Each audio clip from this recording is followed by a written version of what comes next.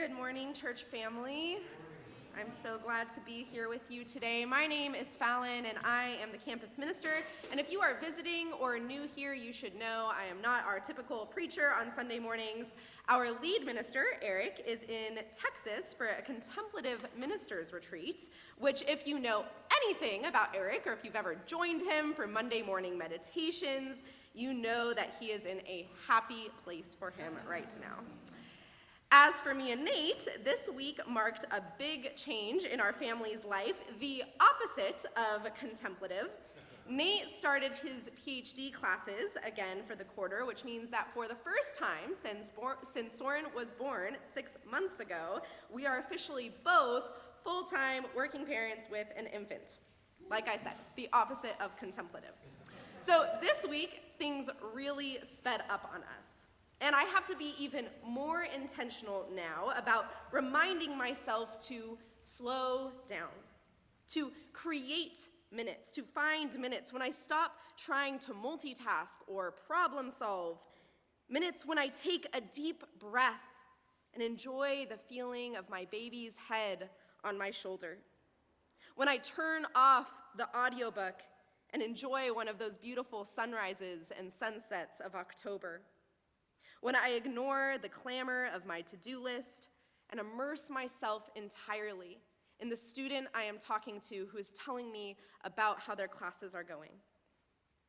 In those slow minutes, when I am fully present in whatever I'm doing with whoever is in front of me, I am overwhelmed with gratitude for the campus ministry house that we get to live in and share, for this congregation that we get to love and be loved by, for the mundane moments of beauty and delight that I experience and that I overlook every day. When I let the frenzy get the better of me, the present can feel overwhelming, frustrating even. I can become nostalgic for the past and anxious about the future, but when I ground myself in the present moment, which really is all we ever have, isn't it?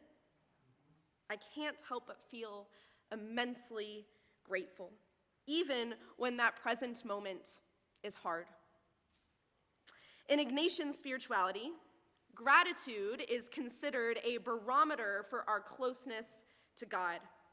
Saint Ignatius of Loyola was a contemplative and mystic who lived in the 1500s, and he taught a way to pray called the Examen. The Examen is a daily practice of reflecting on moments during our day when we were close to God, what Ignatius called consolations, and moments in our day when we were distant from God, what Ignatius calls desolations. There are several simple questions that you can use for the Examen each day. When did I feel loved today? And when today did I feel unloved? When did I feel free today? And when did I feel trapped? When did I feel attentive versus distracted? Confident versus insecure? Hopeful versus in despair? Or, my personal favorite question for the Examen, when today did I feel grateful? When today did I feel ungrateful? The point of these questions isn't to shame us, nor is the point to teach us how to just look on the bright side. It's not the equivalent of saying, just be grateful and stop being ungrateful. In the Examen, we find that God welcomes, God meets us, both in our moments of gratitude and in our moments of ingratitude. And God helps us figure out how to keep going on the journey. When Ignatius says that we are close to God when we are grateful and distant from God when we are ungrateful, that is not a description of reality. It describes our perceptions of reality. It is not that God is actually distant from us in moments of ingratitude. It is that we are experiencing ingratitude because we are not paying attention to God's presence. Do you catch the difference there? It's subtle, but it's really important. It's not that when we are grateful, God is close to us. and when we are ungrateful, God is far from us. It is that our experiences of gratitude or ingratitude let us know whether we are paying attention to the presence of God, which is always within us and around us. Let's keep that in mind as we read our story again for today, Exodus 17. From the wilderness, the whole congregation of the Israelites journeyed by stages as the Lord commanded. They camped at Rephidim, but there was no water for the people to drink. The people quarreled with Moses and said, "Give us water to drink." Moses said to them, "Why do you quarrel with me? Why do you test the Lord?" But the people thirsted there for water. And the people complained against Moses and said, "Why did you bring us out of Egypt to kill us and our children and livestock with thirst?" So Moses cried out to the Lord, "What shall I do for these people? They are almost ready to stone me." The Lord said to Moses, "Go on ahead of the people and take some of the elders of Israel with you. Take in your hand the staff with which you struck the Nile and go. I will be standing there in front of you on the rock at Horeb. Strike the rock, and water will come out of it, so that the people may drink." Moses did so in the sight of the elders. And Moses called the place Massa and Meribah, because the Israelites quarreled and tested the Lord, saying, "Is the Lord among us or not?" Ungrateful little brats, am I right? Here's what's even worse. The chapter before this is the miracle of the manna. In Exodus 16, just before these verses, God's people make an almost identical complaint to God about there being no food in the desert, and God fills their camp with quail and magical manna, miraculous bread for them to eat. Hardly any time has passed, and yet here they are, wondering if God is aware of their need for water in the desert. Is the Lord among us or not, they wonder, as miraculous bread appears before them as plentiful as the morning dew. They are so quick to forget that God is among them that they long to go back to Egypt, where they were enslaved. Nostalgia clouds their memory. Here's the thing about nostalgia, though. Our memories aren't very reliable. Our memories are more interested in self-preservation in the present than they are in accurate recollection of the past. I wonder if that's why God instructs Moses to lift his staff and strike the rock. Moses could have just spoken a word to it, or God could have sent a rainstorm or made a river appear, like with the manna and the quail. But instead, God tells Moses, "Strike the rock." Strike, the same word as to beat to death. I wonder how God's people felt as they watched the staff rise above Moses' head. Did they experience a flashback of an Egyptian staff rising over the limp body of a loved one? I wonder if the crack of rod against rock reminded them of the violence they suffered in Egypt. Did it remind them how horrendous it was to be enslaved? Did it remind them how terrifying it was to wake up every day knowing that the people who controlled your life saw you as little more than an object? "Why did you bring us out of Egypt?" they had the audacity to ask. Did they snap out of it, you think, as Moses struck the rock? Did they suddenly remember that Egypt was violent and God liberated them? That Egypt chased them down and God parted the Red Sea? That Egypt sucked them dry of energy and talent and God filled them up with food and water? Is the Lord among us or not? As staff struck stone, I imagine the hearts of God's people were struck anew with the power of God's presence among them. Certainly, God's presence was among them in the miraculous flow of water from the rock, but God's presence was among them before that too, in the ordinary goodness of being with the people they love, in the mundane miracle of breathing free. Is the Lord among us or not? People of God, what more could we possibly need to answer that question? One of my favorite parts of the Examen is that it's a daily practice, which means most of the time we can't answer the questions of freedom and bondage, hope and despair, gratitude and ingratitude during dramatic highs and lows of our lives. We have to answer the questions with ordinary moments that are easy to forget and overlook. A daily moment of gratitude for me would sound less like water miraculously sprung up out of the ground and more like water came out of the faucet today, again, like it does every day.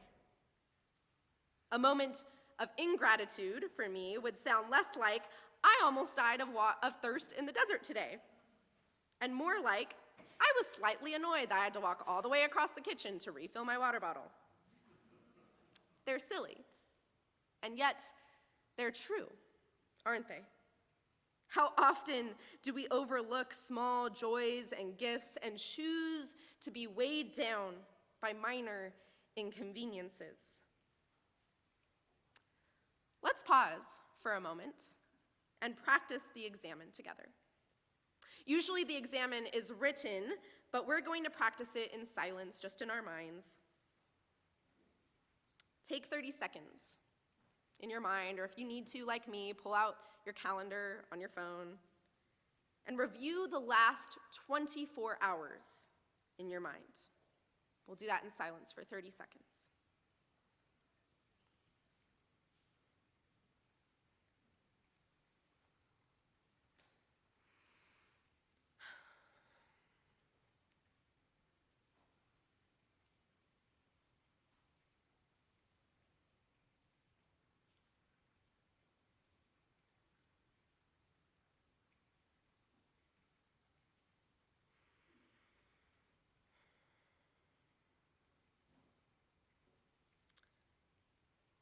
For the next 30 seconds, focus in on one moment from the last 24 hours when you felt grateful.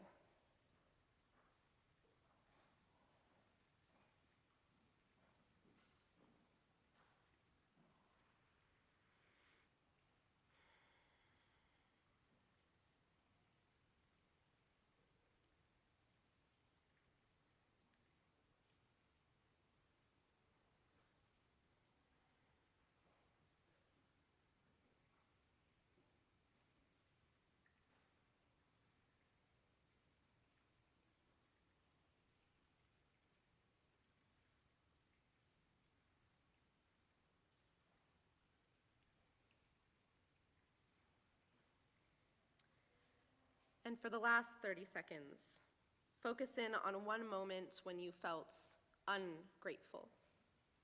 Ingratitude might look like entitlement or bitterness or impatience. It comes in many forms.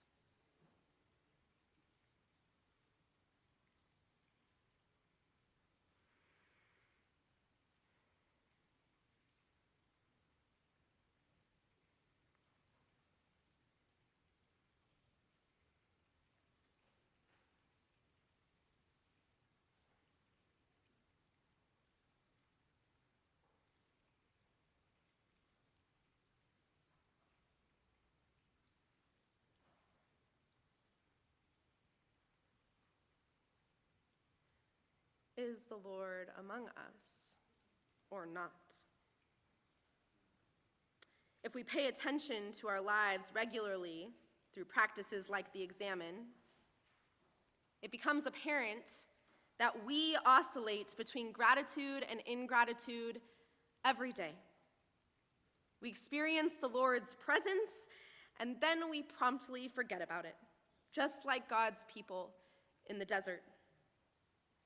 But just like God in the wilderness, God is always present with us too, even when we aren't paying attention.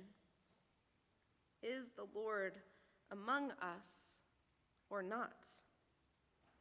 We forget so easily that the answer is yes. The answer is always yes. I wonder how things would have been different if God's people in the wilderness didn't need miracles to know that God was among them. Every breath we take is a gift from God. Every snail crawling across a cactus is a downright miracle, isn't it? Every bush is on fire with the presence of God if we have the wherewithal to take off our shoes. If we made it a practice of paying attention to the way God shows up through the ordinary, in the sun that shines on us and in the food we eat, would our valleys be quite so low? Would we wonder quite as often, is the Lord among us or not? The foundation of all gratitude is paying attention to the constant and unceasing presence of God within us and around us. And listen, gratitude isn't a self-help nicety. Gratitude is an act of resistance against sin and evil and death itself. Empires like Egypt want to numb us to pain. Gratitude reminds us that wounds are destined to be healed. Empires want to distract us with lies. Gratitude reminds us of what is true and beautiful and just. Empires want to strip us of dignity so that we are subservient. Gratitude reminds us of our belovedness as God's children so that we are empowered. Is the Lord among us or not? To choose to pay attention to and express gratitude for the presence of God, even in the darkest moments, especially in the darkest moments, is courageous. It requires tenacity and resolve. And if we were so bold that we practiced gratitude as a community, I don't think we can even imagine the ripple effects of God's kingdom if we did that. But I think we should get a little taste. For the next 6 weeks, as we explore gratitude in the liturgical calendar, we are also going to practice gratitude as a community with a gratitude moment. Each week, you will receive a sticky note to respond to a short question about what you're grateful for. They're going to be passed out starting in the back. This week's prompt is to think about an ordinary moment from the last week that made you remember God's presence within you and around you and to feel grateful. The praise team is going to come up and sing as the sticky notes and some markers are passed out. And as we sing this song, think and pray about how you want to respond to this question. And when you are ready, use one of the markers that is coming around to write on the sticky note a word or phrase that comes to mind in response to this question. When you're done, when you've written on your sticky note with the marker, bring that sticky note up to the front and place it on the cross. And at the end, the cross will be covered with symbols of our gratitude. After the service, I will collect these sticky notes each week for the next 6 weeks and keep all of them. Before the end of the song, when the praise team begins to sing, the box and the basket will go around again with the markers. They're being passed out right now, so that we can use them for the next 6 weeks for the gratitude moment. So be sure to return the markers. Let us pray and sing in gratitude together.